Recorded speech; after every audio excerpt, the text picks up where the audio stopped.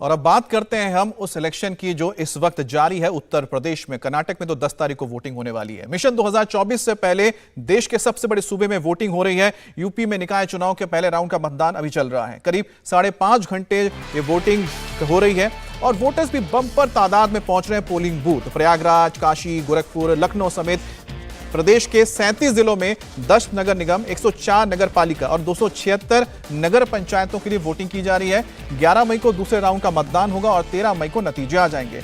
अब 2024 लोकसभा चुनाव से पहले इसे सेमीफाइनल के तौर पर भी देखा जा रहा है। यूपी में लोकसभा की सबसे ज्यादा 80 सीटें हैं। ऐसे में बीजेपी, एसपी, बीएसपी समेत सभी क्षेत्रीय पार्टियां पूरी तरह से ताकत झोंक रही हैं। सीएम योगी आदित्यनाथ ने गोरखपुर में वोट डाला। सुबह करीब 7 बजे वो मतदान के लिए पहुंच गए थे और वोट डालकर लोकतंत्र के महापर्व पे अपना योगदान भी दिया। सीएम योगी ने लोगों से ज्यादा अपील की है वोट करने की। लखनऊ में बीएसपी मुखिया मायावती ने वोट डाला है। वहीं अलग अलग जगहों पर बीजेपी के नेताओं ने आज वोटिंग की है। यूपी सरकार में मंत्री संजय निषाद भी गोरखपुर में अपना वोट डालने पहुंचे और लोगों से ज्यादा वोटिंग करने की अपील की।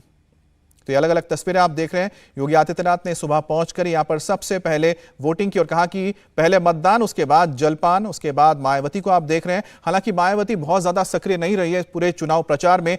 उसके अलावा अगर एसपी की बात की जाए, अखिलेश यादव भी लास्ट फेज में आकर उन्होंने चुनाव मैदान में उतरे थे, लेकिन योगी आदित्यनाथ लगातार पूरे प्रदेश में कैंपेनिंग कर रहे थे।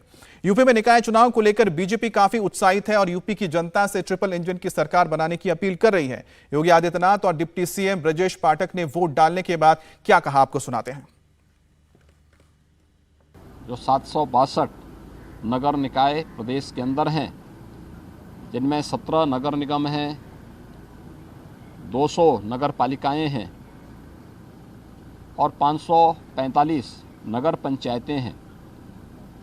इसके साथ ही ये संपन्न होगा और जनता की बुनियादी सुविधाओं के साथ साथ नगरीय व्यवस्था को सुदृढ़ बनाने, स्मार्ट और सेफ सिटी के कॉन्सेप्ट को, आदरणीय प्रधानमंत्री जी के उस विजन को जमीनी धरातल पर उतारने के लिए निर्वाचित प्रतिनिधियों के द्वारा, महापौर, चेयरमैन और पार्षदों के द्वारा नगरीय क्षेत्रों को कार्य करने के लिए एक अवसर मिलेगा। नगर निकाय चुनाव में प्रदेश की जनता से अपील करते हैं, अपने घरों से निकल करके पहले मतदान करें, फिर जलपान करें और हर स्थिति में शहरों की सरकार को मजबूती प्रदान करें।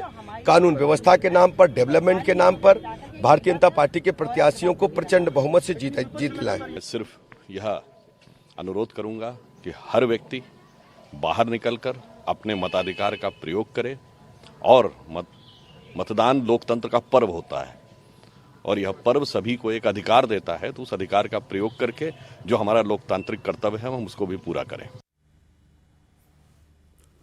तो आधी यूपी में निकाय चुनाव के पहले राउंड की वोटिंग हो रही है। 37 जिलों में कुल 2 करोड़ 40 लाख मतदाता हैं, जिसमें 96 लाख से ज्यादा नए वोटर्स हैं। शाम को 6 बजे तक वोटिंग जारी रहेगी। फिलहाल पोलिंग बूथ पर वोटर्स का उत्साह आप देख सकते हैं। लखनऊ, प्रयागराज, मुरादाबाद, आगरा, इसके अलावा वाराणसी और गोरखपुर, यानी वाराणसी प्रधानमंत्री मोदी का संसदीय क्षेत्र है और साथ ही गोरखपुर योगी आदित्यनाथ का क्षेत्र है, तो वहां पर भी वोटिंग हो रही है और यहां पर लोगों का आप उत्साह देख सकते हैं। हमारे साथ हमारे दोनों संवाददाता जुड़ गए हैं। रुचि कुमार हमारे साथ लखनऊ से जुड़ी हैं और प्रयागराज से अतुल भाटिया जुड़े हैं।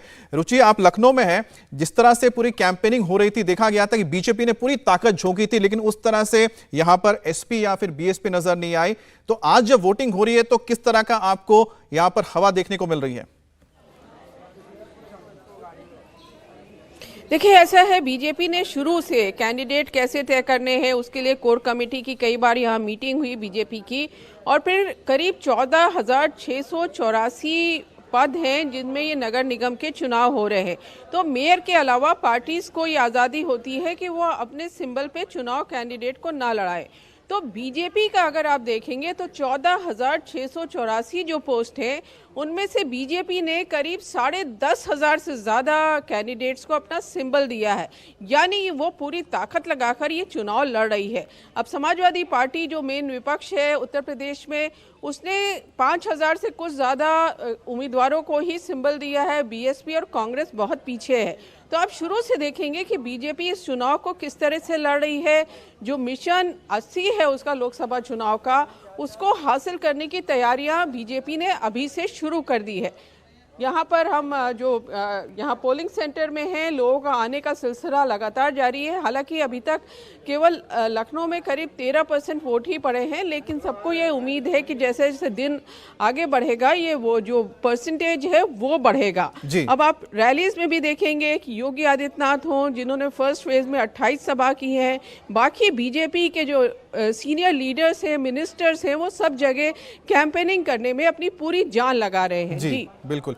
एक बार अतुल का रुख कर लेते हैं। अतुल, जहां पर आप मौजूद हैं, प्रयागराज बहुत सुर्खियों में रहा था, फिलहाल वहां पर आपको किस तरह की हवा देखने को मिली है?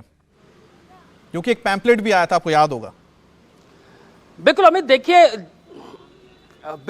जिस तरीके से जो प्रयागराज का चुनाव है, निकाय चुनाव, वो अपने आप में काफी अहम है। अतीक और उसका भाई अशरफ मारे जा चुके हैं और उसके बाद ये इलेक्शन हो रहा है। चकिया इलाके में हम घूमे, इसके अलावा कसारी मसारी, जहां पर पूरा जो रुतबा अतीक अहमद और उसके भाई अशरफ का होता था, उस इलाके में लगातार काफी लोग जो है वो लगातार मुस्लिम आबादी जो है वो वोट डाल रही है। और हम इस समय जो मौजूद है, ये न्याय मार्ग है प्रयागराज में, और यहाँ पर आप देखेंगे कि वोटिंग जो है वो यहाँ पर चल रही है। और जिस तरीके से 37 जिलों में वोटिंग हो रही है, जो 10 मेयर जो है वो चुने जाने हैं। और यहाँ पर आप देखिए ये जो एक न्याय मार्ग है, यहाँ पर किस तरीके से जो वोटर्स हैं वो यहाँ पर पहुंच रहे हैं। सबसे अहम बात यहाँ पर अमित की, जो प्रयागराज का चुनाव था, जब मुख्यमंत्री आदित्यनाथ भी यहाँ पर आए थे, तो उन्होंने भी ये कहा था कि प्रकृति ने किस तरीके से बदला जो है वो यहाँ के माफियाओं से लिया है। तो ये चुनाव अपने आप में काफी अहम है। पूरी बीजेपी ने जिस तरीके से जोर लगाया है प्रयागराज के अंदर, ये इलेक्शन काफी इंपॉर्टेंट माना जा रहा है। और पूरी अभी तक जो है यहाँ पे 20% वोटिंग जो है वो पूरे प्रयागराज में हो चुकी है। ठीक है, बहुत बहुत शुक्रिया आपका अतुल। रुचि, आपका भी शुक्रिया। आपके पास हम आगे अपडेट के लिए आएंगे। इंडिया टीवी हर वक्त हर जगह डाउनलोड करने के लिए सर्च करें India TV news Google play store या ऐप स्टोर पर।